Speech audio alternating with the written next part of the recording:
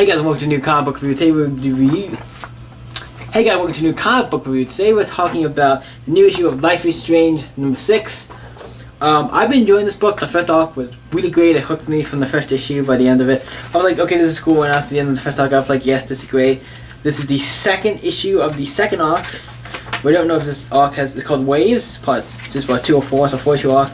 Seems like what they're doing is 4-issue arc, but this book is good. If you don't know, arc-wise, pretty good. I'm not gonna complain, y'all. It's like, it's really good, I would say. Makes me really like this on. It fits for this type of book.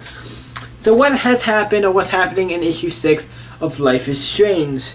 Well, this is also, I want to make sure, this is also by Titan Comics. So the guys, they've done like Assassin's Creed comic and all stuff. Also, the comic is a comic suggestion for mature readers. Just to point that out there, this can be mature, so yeah. So in this issue, we have Chloe walking on her, Chloe's walking on her metal walking on like a statue. What do you want to call this thing? You want to call this thing here, like walking on a piece of artwork with metal, because he's really good at that. Chloe is, not Chloe, I'm thinking Rachel is at the dentist. She meets a friend, and then she talks about going, hey, why don't you come to a party and stuff, bring Max, whatever. And I'm like, nah, I don't want to go. And then her and Max talk and stuff, and then they go to obviously a store, like a little like grocery store, or like market, whatever you want to call it. Just looks like a little like grocery store.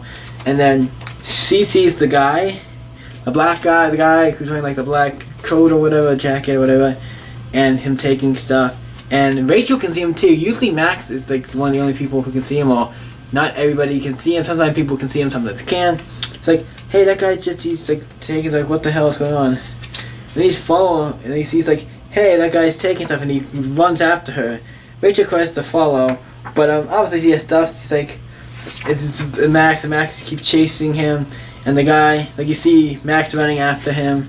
The guy hits somebody, and he's like, what the hell are you doing, girl? Even though the guy hit him.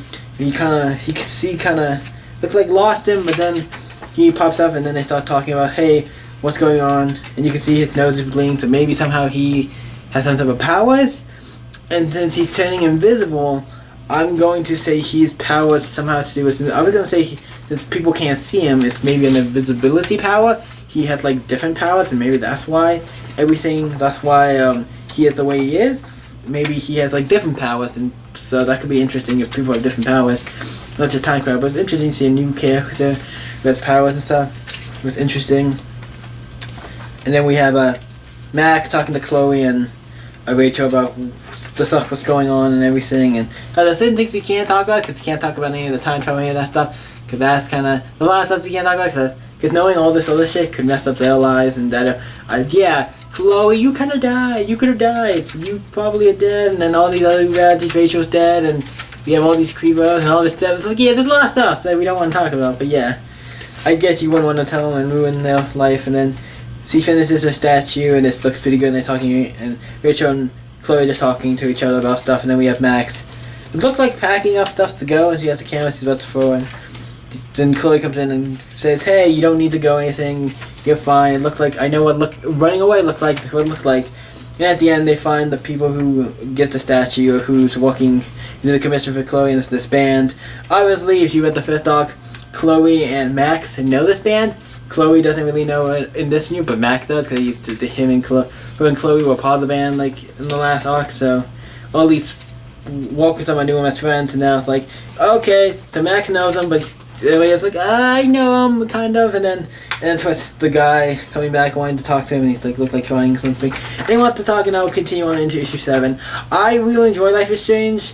Life is Strange comic. If it is not apparent, I love this comic. I picked up the first issue.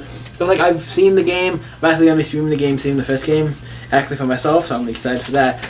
But Life is Strange is a comic that's based on a game. It is great. It continues from if you chose to save Chloe, what happens? If you save Chloe, what happens?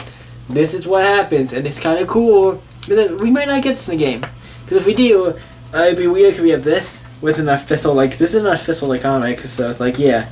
So it's like, yeah, this is cool that we got this. I fucking love this book, and I hope this book goes on for a good while. At least I bet it's gonna go on past this arc. I doubt it's gonna be just 2 arcs, because everybody's been saying how they like this book. Because it's fucking good. Now, what do I rate Life is Strange number 6? This book is really good. It's one of my favorite indie books I'm reading now. And it's not like a super action book like Power Rangers or something else, or Sagi or Jimbo or Sonic. Like it's just a really good indie book based on a video game. I gotta give it. I don't want to get really in a 9. I just really love Life is Strange, and I like this book. It's really good. The quality is there. It's really great. It gets a 9. I'm sorry. Life is Strange, you get a 9. You're pretty good. So let me know what you thought about Life is Strange number 6 by Titan Comics in the comments below. And you guys can always stay epic, and I'll see you in the next video, guys. Bye.